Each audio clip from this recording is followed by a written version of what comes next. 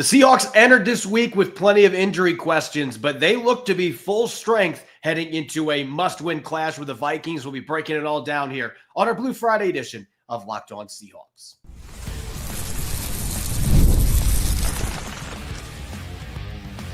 You are Locked On Seahawks, your daily Seattle Seahawks podcast, part of the Locked On Podcast Network, your team every day.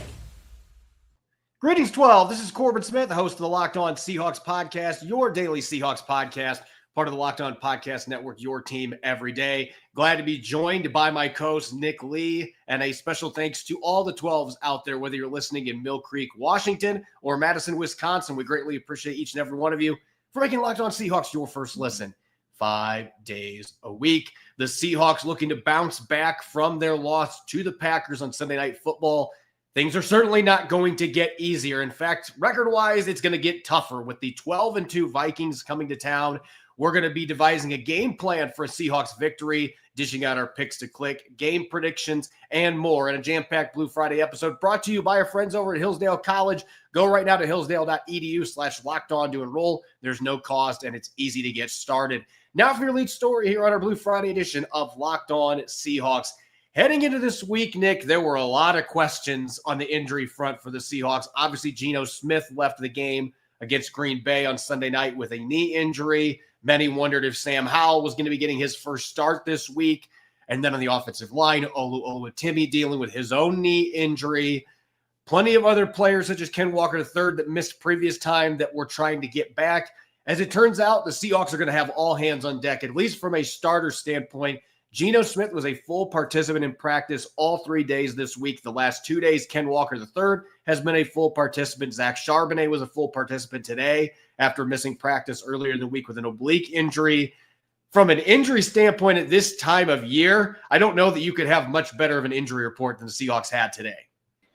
Boy, especially when if you just turn on NFL Network or something, that's all they're talking about really is the injuries around the league. I mean, just look at the Lions. I feel so darn bad for the Lions. You know, the Chiefs have been dealing with stuff. Patrick Mahomes, of course, that story. The Steelers, too.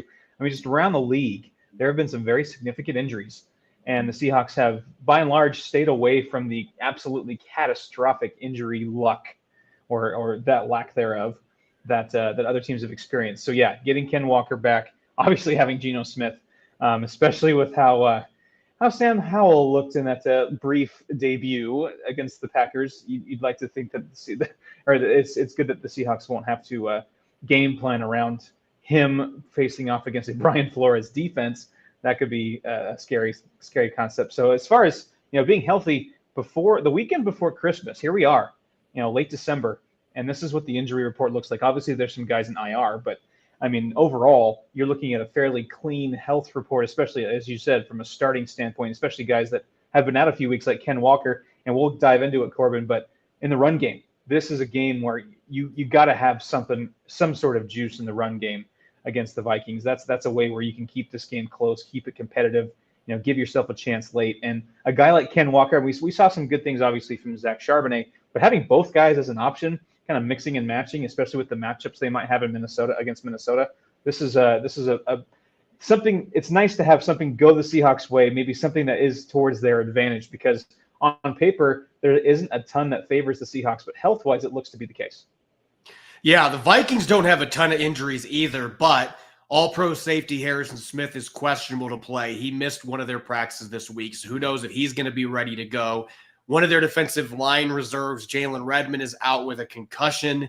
So they do have a few injuries. Harrison Smith would be a huge one, but they've got a few injuries that the Seahawks are not dealing with in terms of guys that have been significant contributors. I mean, Trevis Gibson hasn't played since week 5. He's been a healthy scratch for 2/3 of the season. And Brady Russell's missed 5 of the last 7 games. So it's not like he's been actively involved in Seattle's surge trying to fight for a division title either. Kayvon Wallace, he's been out for 5 weeks, and he's not coming back this week. So all the players that are listed as out, at least in terms of general importance. Brady Russell's a good special teams player, but there's nobody on that list that is a starter or is a guy that's a game changer necessarily. So Seattle is in a good position on the injury front. And look, Ken Walker III, Ryan Grubb was talking about it yesterday. Zach Charbonnet has played so well the last couple weeks, and there's nothing, I'm not taking anything away from the guy. He has ran the ball hard. He has shown more explosiveness than I think a lot of people realize. He had some of those big touchdown runs. But Ken Walker just has another gear. And we have not seen him play behind an offensive line this year that has given him anything to work with. But, Nick, the last 3 weeks, the Seahawks are actually 5th in EPA per run play on offense. They were 30th in the first 11 games this year. So this new offensive line with Satoa Lamea playing right guard, Abe Lucas playing at a little higher level, Oluwatimi, even last week, I thought Jalen Sundell blocked pretty well in the run game. He was one of the lead blockers on Charbonnet's long touchdown in the fourth quarter. This nucleus of linemen, they've still got their pass pro issues, but the run blocking has been much better, and they've been able to hit some of those home runs. So they're hoping, like Ryan Grubb said, that a guy like this that is capable of taking a tiny crease and making a big play out of it, that this could be the week that we maybe see. He started to look like he was heading that way the end of the Jets game, had a couple big runs. Maybe we see him take off a little bit in this game. I think getting him back is big, and obviously Geno Smith. And look, Sam Howell with a whole week to prepare. Maybe he plays better. You hope he would play better in that instance, but you're going up against a Brian Flores coach defense. You have to have that veteran quarterback that has seen everything. And Geno Smith has played against some defenses that do some similar things. Arizona, at least from a sim pressure perspective, does a lot of similar things. Minnesota's a different animal, but you don't want to be in a situation where you were throwing Howell out there for his first start in Ryan Grubb's offense behind this offensive line. Having Geno's calm and his leadership there is going to be a huge deal for the Seahawks. And going back to the running backs, I do hope that the Seahawks don't go full Andy from Woody's Bad Dream, where he says, "I don't want to play with you anymore," to Zach Charbonnet. I hope they don't full go that mode, even though Ken Walker's back. I do hope that maybe they learned a few things about their own team and about their own offense in Ken Walker's absence with Zach Charbonnet. Some things that work, some things that don't, that need to be scrapped. Some more mixing and matching, and there can be some sort of cocktail of both running backs that can be a successful game plan against this Brian Flores defense. So I truly hope that the Seahawks won't go full like, oh, Ken Walker's back, so let's give him 28 carries and completely ignore the existence of Zach Charbonnet. Charbonnet straight up has earned it. He's earned a chance to be part of this game plan. Yeah, and I think that should be the game plan coming in. And this is kind of a perfect segue for what we're going to be talking about in the next segment. But find a way to do, maybe you do like a 55-45 type thing. I don't know that Ken Walker, coming off his injuries, should be getting 20-plus carries anyway. Maybe they feel he can because they held him out for an extra week. Maybe he could have played last week, but he wasn't quite where he needed to be to get that kind of a workload. But even then, Zach Charbonnet, as you said, he's earned the opportunity. And this might be a game that his running style has some benefit to it too, as we'll talk about in a bit. But they're going to have both those guys on hand. They're going to have Kenny McIntosh. Trey Brown's going to be back from a depth perspective. That's good for the secondary and on special teams. Again, no starters even listed with a designation. That is big news for the Seahawks in what truly is a must-win regular season home finale against the Vikings. When we come back, how do they get that victory against the 12-2 Vikings? We're going to devise a game plan for a Seattle win at Lumen Field. That'll be coming up next year on our Blue Friday edition of Locked On Seahawks. Today's episode is sponsored by Prize Picks. If you love watching the game, you're going to love Prize Picks, the easiest, most exciting way to play daily fantasy. Whether it's football, basketball, or any of your favorite sports, Prize Picks makes your holidays bigger and brighter. You can now win up to 1,000 times your money on Prize Picks. Plus, this holiday season, they're giving away $30+ million in rewards during Picksmas and other free picks in December. And when your picks hit, Prize Picks makes it easy to cash out. You can get your money in as fast as 15 minutes. This week, I'm looking for Jared Goff to throw for more than 230 yards and Saquon Barkley to rush for more than 1 touchdown. It's quick, simple, and so much fun to challenge myself and my friends. Download the Prize Picks app today and use the code LOCKEDONNFL to get $50 instantly after your first $5 lineup. That's right, $50 instantly when you play just $5. Prize Picks, run your game.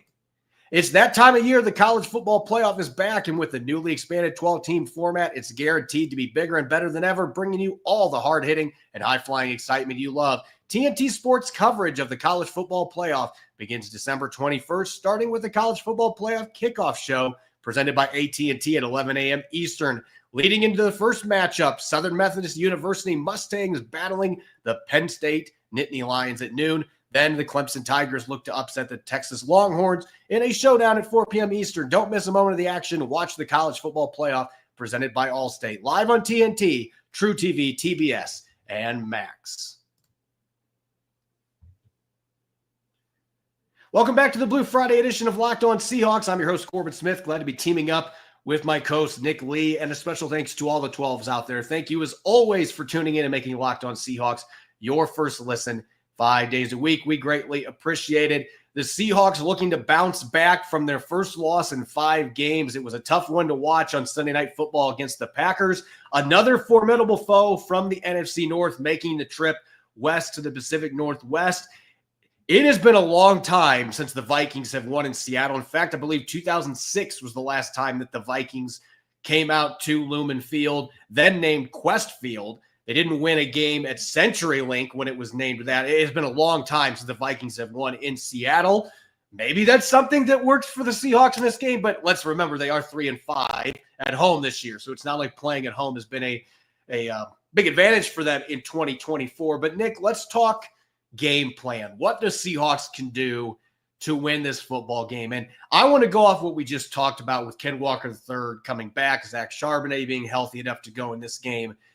It's really interesting because I was throwing out the improvements the Seahawks have made with their run game. The Vikings have still given up the second fewest rushing yards in the league. For the entire season, they have been a top 3 run defense in pretty much every metric. But if you look at the last 3 games, there have been some cracks in the armor that have shown for this football team. From a basic statistics standpoint, the first 11 games, Nick, they were giving up under 75 rushing yards a game. I mean, this team was not giving up rushing yards, 3.6 yards per carry. In the last 3 games, they're giving up more than 140 rushing yards per game, almost double from their average of the first 11 games. And they're giving up a full yard more per carry, 4.6. And then if you look at the advanced metrics, they were number 1 in the first 11 games at EPA per rush play, number 1 in success rate. They are now 19th and 26th in those categories over the last 3 weeks. And they've also given up 8 runs of 12 yards or more. They gave up 14 such runs in their first 11 games combined. So they're also giving up explosives. I did some deep dives into the film and stats. I think you can get this team right now running between the tackles. They've got some guys that are banged up inside. Jalen Redmond's going to be out, so depth is hurting on their defensive line. I think you attack this Vikings defense running between the tackles. Bijan Robinson had 59 yards and 11 carries between the tackles a couple weeks ago for the Falcons. You can run the football. I think especially with the way this line's been playing in the run game, I think you can get them between the tackles and maybe occasionally get a play on the perimeter. But this has been a team that at least the last 3 weeks, running between the tackles, they've been more susceptible than they were early in the season. Right. So if you're at a holiday party this week and someone puts you in the nuggy, stance and makes you pick between the Seahawks pass blocking or run blocking, I think you pick run blocking, even though both aren't great. But I think the Seahawks do have a bit more of an advantage there in the run blocking game. So there are some things to be had. And also what I like to do as well is looking at a team's full schedule and picking out some weaknesses, like what certain teams are doing. Vikings' only 2 losses both came to teams running over 100 yards. They're 8-0 when they hold a team under 100 yards. And so the Lions and the Rams both ran the ball for over 100 yards, both attempted running over 26 times. So there's clearly got to be something there. And just hitting on the other couple points, there's in the passing game, I need the Seahawks to maybe pick on an old friend, Shaq Griffin. Shaq Griffin is a corner on the other side of the ball for the Vikings. He's of the 3 main cornerbacks on this roster. He is last in coverage grade. He's allowing 14.7 yards per reception, which is actually 5th worst among cornerbacks this year of at least 400 snaps. He allowed 77 receiving yards to Darnell Mooney of the Falcons last time out. So he can be had. We know what he is and what he isn't as Seahawks fans. And when you compare him to Byron Murphy or Stephon Gilmore, I think he is probably the lesser of the 3. And so getting him in mismatches with DK Metcalf, especially with that size advantage. Shaq Griffin's not a small guy, but and also I need to not, what Exalted Seahawks fan in a live chat said, I need the Seahawks to not throw any more red zone interceptions or backed up in their own territory. My goodness, if you look at this, the stats, first of all, the Vikings have 28 takeaways on defense, which is second best in the NFL. Geno Smith leads the NFL in red zone interceptions. That's been belabored with 5. He actually has a worse completion percentage in the red zone, Corbin, than Will Levis, Cooper Rush, and Daniel Jones this year. That's got to change. We got to have some smarter play in the red zone and in the Seahawks' own territory. I think it's not just unique to in the red zone, but you can't give all of a sudden this Vikings and Kevin O'Connell and that staff, short field on the other side. So being smart in the red zone is especially through the air. Geno Smith has got to be better in the red zone. Man, if he could just cut some of that stuff in half, he would be, in the top 10 discussion. I mean, really, that's kind of what is keeping him back is just those absolutely jaw-dropping, knee-punching, hole-through-drywall interceptions that Geno Smith has been prone to. So that, pick on Shaq Griffin a little bit and find a way to get into that run game, because teams that have gotten to the Vikings in the run game have been those 2 teams that have won. Yeah, running the football has been a key to success against Minnesota's defense, and a lot of teams have not been able to do it. But again, the last 3 weeks, that has not been the case. All 3 teams they played have eclipsed 113 rushing yards. They have found ways to move the ball on the ground. And Seattle, I think especially, has got to be able to do that. You want to help Geno Smith some in the red zone? Run the football a little bit in the red zone. Like, there's just been way too many times this year that they get into the red zone. It's just shotgun pass, shotgun pass, shotgun pass. And then the route distribution, guys are clustered together. And then you have a guy that looks open, you throw it, and then suddenly he isn't open because the routes are too close. There's so many issues with the red zone offense, but they feel like they're all fixable.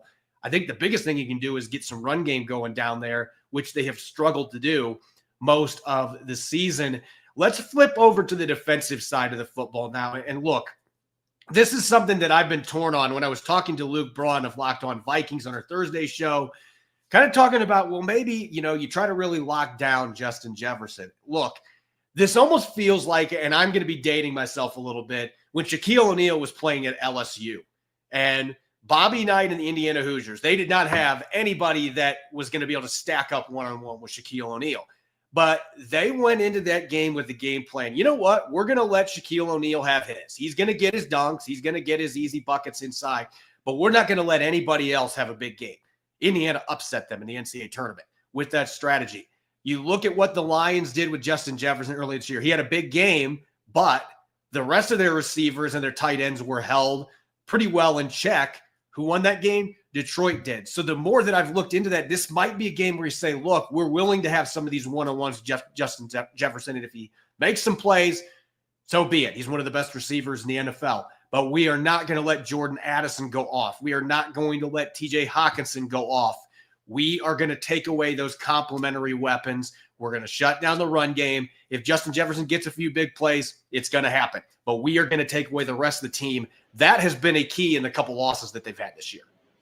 Yeah, if you look at the stats, game log wise for Justin Jefferson, the Vikings are actually 5-0 when Justin Jefferson is held under 81 yards.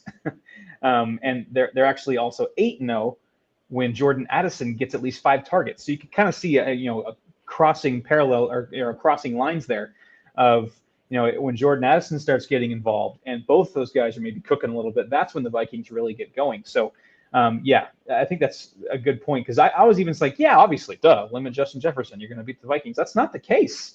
In fact, it's the opposite, because other guys are going off. Aaron Jones, Hawkinson, Addison, they got weapons galore. It's not just the Justin Jefferson show. If Justin Jefferson was on, say, the insert team that doesn't really have a receiver, then that's the case. But they have weapons galore. And then you go into, with Sam Darnold, obviously he's had a really good season. He's 4th in the league in passer rating. A huge credit to him and his turnaround with Kevin O'Connell.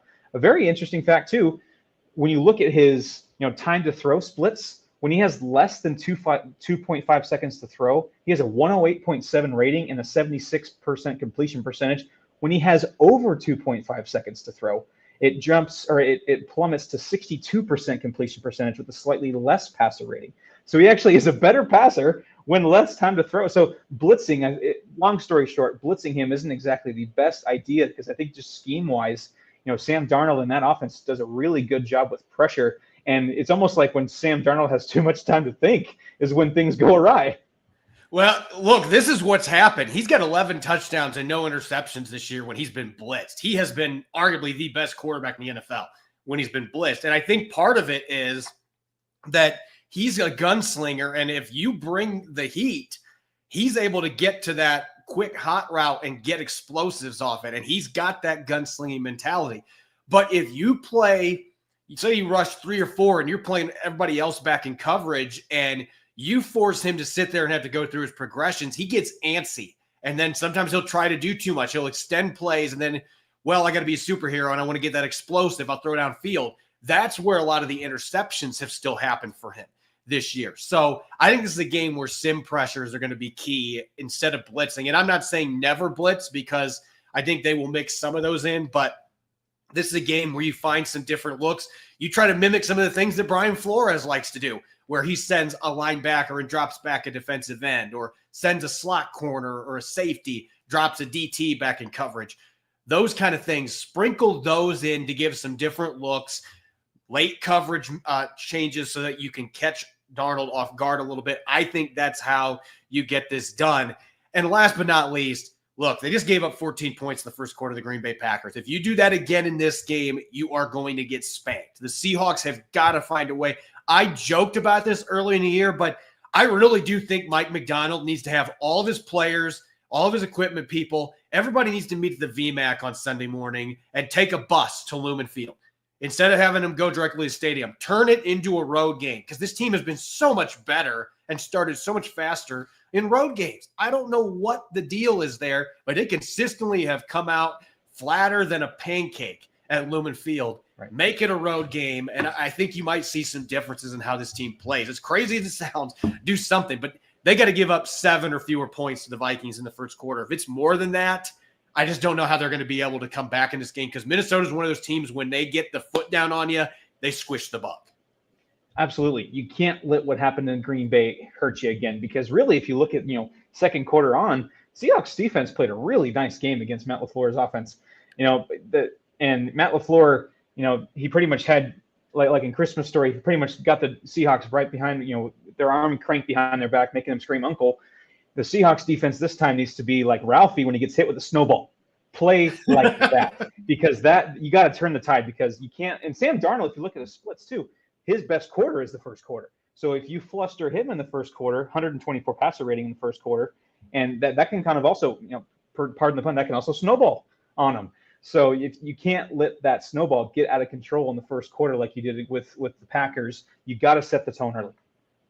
Yep, they absolutely do. This needs to be a game, and I think you can say this on both sides. They've got to get the offense going early, which they have been horrible at this year, and the defense cannot have a flat start like that where the other team's just running and passing at will on them. That could be a recipe for absolute disaster. And Minnesota's one of those teams that when they really get that thing rolling, it's difficult to get them stopped. They can put up 40 burgers on you real quick, so you've got to get off to a quick start. When we come back, we've got our picks to click. We got game predictions and more coming your way here, our Blue Friday edition of Locked On Seahawks. This episode is brought your way by Hillsdale College. History, economics, the great works of literature, the meaning of the U.S. Constitution. Did you study any of these in school? Maybe you did, maybe you didn't. Regardless, it's time for a refresher. Time and technology have changed a lot of things, but they have not changed basic fundamental truths about the world and our place in it. Hillsdale College is offering more than 40 free, that's right, free online courses, including Constitution 101, the meaning and history of the Constitution, Introduction to Free Market Economics, and the rise and fall of the Roman Republic. All of Hillsdale's courses are self-paced, so that you can start whenever, tune in wherever. Plus, you can go deeper with readings, quizzes, and discussions, or just enjoy the lectures. Go right now to hillsdale.edu/lockedon to enroll. There's no cost, and it's easy to get started. That's hillsdale.edu/lockedon to register.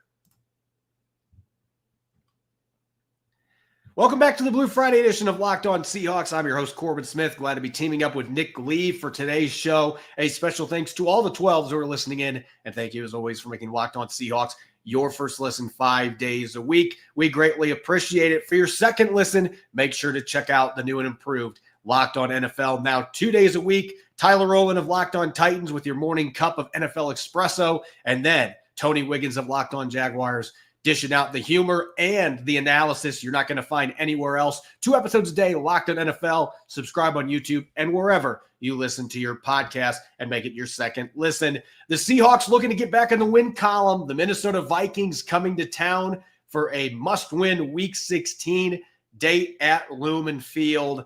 Nick, let's get to our weekly picks to click. And I think you and I, there's going to be a theme in this show, at least on offense. Looking at guys that maybe haven't had big games or just haven't played in general that we think need to have big games or we're expecting to have big games against the Minnesota Vikings. Well, yeah, just talking game plan like we did and, attacking the perimeter. I think the Seahawks on offense do have a bit of an advantage there along the perimeter. And DK Metcalf is my guy this week. It's been since September 30th since he's had a 100-yard game. That is a long time. My guy at his time.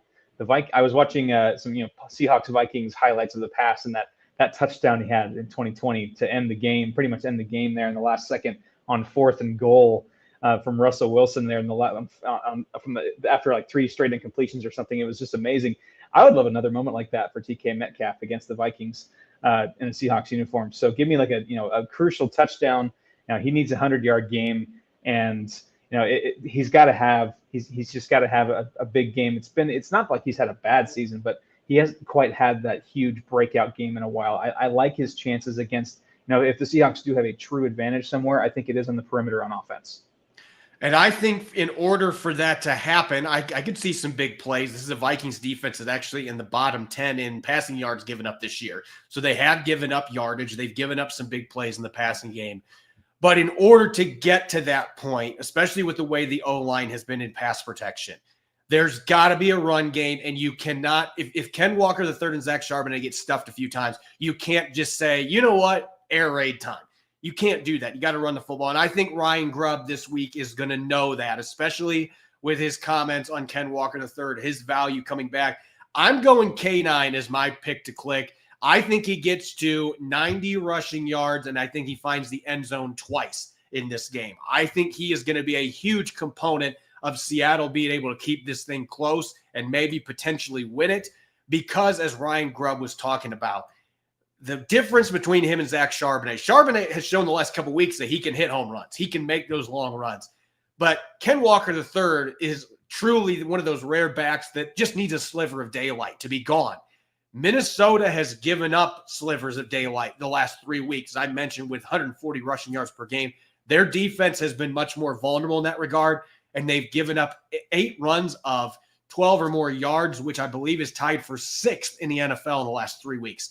Get a back like Ken Walker III. Just give him a little blocking like you've given for Zach Charbonnet the last couple of weeks. Give him a little bit of blocking and let the rocket roll. I think Ken Walker is going to have a big game on Sunday in his return from injury. All right, let's go over to the defensive side of the football now. This is a Minnesota team that middle of the pack, running the ball. They have a great passing game, a just absolute arsenal of receivers and tight ends on the outside. They got a great receiving running back in Aaron Jones as well.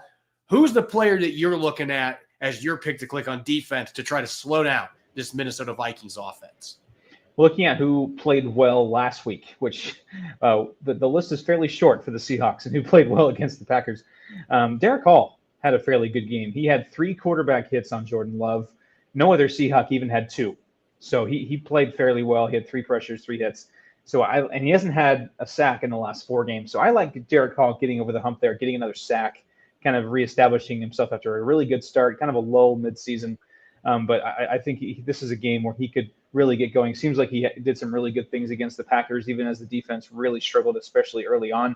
So I like him to ride a bit of that momentum and put another solid performance and get another sack. When I look at the Vikings offense, to me, the weak link, you would think maybe it was left tackle when they lost Christian Darrisaw, but they traded for Cam Robinson. He's been rock solid since they brought him in from Jacksonville. Their interior offensive line, though, they are making a change. Dalton Reisner is going to be the starter, the veteran, formerly the Broncos. He's now going to be the one starting at right guard. Garrett Bradbury has been hit and miss in pass protection, and he's more of a finesse guy. I look at the big cat, and I think the way that Leonard Williams has played, look, it's been a few weeks since he's had a sack. He's still been very disruptive. He had a bunch of tackles around the line of scrimmage in the backfield last week against Green Bay, had a couple of pressures and a quarterback hit. This is a game where I look at Dalton Reisner's strengths, where he is more of a finesse guy and has been good in pass protection in his career, but guys that have power can cause problems for him. I just think Leonard Williams is going to feast in this matchup. I think you put him against Bradbury, you put him against Reisner. This is a matchup that favors, I think Seattle's defensive line, the interior, should be able to get some things done. But I think the Big Cat gets 1.5 sacks and 3 tackles for loss in this game. I think 99 is going to keep his all-pro caliber season running. All right, maybe the most important thing on the entire show. You and I, we had a nice little run going where we were picking the same thing every single week, and we were both getting right. And that ended last week with us both picking the Seahawks to beat the Packers, and obviously that did not happen. So going into our game predictions here, this is a game that I looked at after the way Seattle played on Sunday, and I just thought, man, I just can't see how the Seahawks are going to get this done. But the more that I've looked at it, I feel like these teams are kind of well matched in terms of what they do. From your perspective, do the Seahawks have any chance of getting a huge win this weekend, or are the Vikings going to make their NFC West chances pretty much slim to none? You're making a good point. I do like that it's, I feel better about the Seahawks not getting bullied against the Vikings like they did against the Packers. I think there was just a bit of some mismatches. I think those mismatches aren't quite as stark in this matchup. There's absolutely a chance. I have a hard time picking the Seahawks to lose 30-13. But on strictly on paper, the Seahawks, I think, have the firepower on both sides of the ball, the talent, the firepower to compete with the Vikings. On paper, they are not super dissimilar. There's some similarities on where they've built and how they've had success. Where I am worried is Ryan Grubb's offense and some of the struggles they've had recently against a Brian Flores defense. That has been something that's kept me awake along with my 3-year-old. But that also, and when my 3-year-old wakes me up, then I start thinking about Brian Flores versus Ryan Grubb. And the Vikings defense has held teams to under 10 points 3 times this year. That is where I'm unfortunately I'm picking against the Seahawks. I think they do score more than 10 points. I think the Seahawks are going to fall 27-20. I worry about that matchup specifically, Brian Flores versus Ryan Grubb. Hopefully Ryan Grubb can grow a little bit, but right now I'm going to pick the Vikings to win a close one. I think the Seahawks are competitive, but right now the Vikings are hot, 7 straight, and the Seahawks are kind of on their heels. You've got a 1-game lead over me this year in game predictions. I'm running out of time to make up that game. Seahawks are going to win this one. I'm going 26-24, and look, I can't necessarily say that the chance of this happening is super high. I think Minnesota's a favorite for a reason. But as we've discussed here, when I've watched both these teams, I've went back and watched Minnesota's last 3 games. This has been a team that has gone from being a brick wall against the run to being a sieve in a lot of ways. They have been giving up a lot of chunk plays in the run game, and Seattle is running the ball well. That was the biggest issue I had with last week. Your quarterback goes out. Why are you not running the ball? You've still got time to have a balanced offense. Ryan Grubb has got to show that he is willing to stop banging his head against the wall trying to run an air raid, and let's run the football. And I think after how last week played out, I think he's going to make a concerted effort to do that. And I think Seattle is going to be able to run the ball well enough that maybe, just maybe, we'll see more than 4 play action passes for Geno Smith. If they can do that, the Vikings don't ask that much of their corners. They play a ton of zone coverage. I think Geno Smith can capitalize on that. I think they can hit some of those seams in the zone and get some big plays. But the run game's got to be working to make that happen. I think Jason Myers kicks a field goal inside a minute to play, and the Seahawks win by 2. I think this is a back-and-forth affair. Seattle saves their season at least for another week in an NFC West title bout. And the Vikings, this would be a big loss for them in terms of trying to win the NFC North, which now they are very well positioned to do. This game has a ton at stake for both teams. I'm going to go with the Seahawks saving their season, with them being a super desperate team at this stage. At least they should be, with 3 games left to play. As always, you can follow me on X and Blue Sky at Corbin Smith NFL. You can follow Nick at Nick Lee 51. Make sure to subscribe to Locked On Seahawks on YouTube or wherever you listen to your podcast to make sure you don't miss a single episode. Coming up on Sunday, early evening, we will have our weekly post-game show, and hopefully we'll be breaking down a Seahawks victory in the regular season finale at Lumen Field. Make sure you listen in. Enjoy the rest of your Friday, and thanks for tuning into this show. Go Hawks.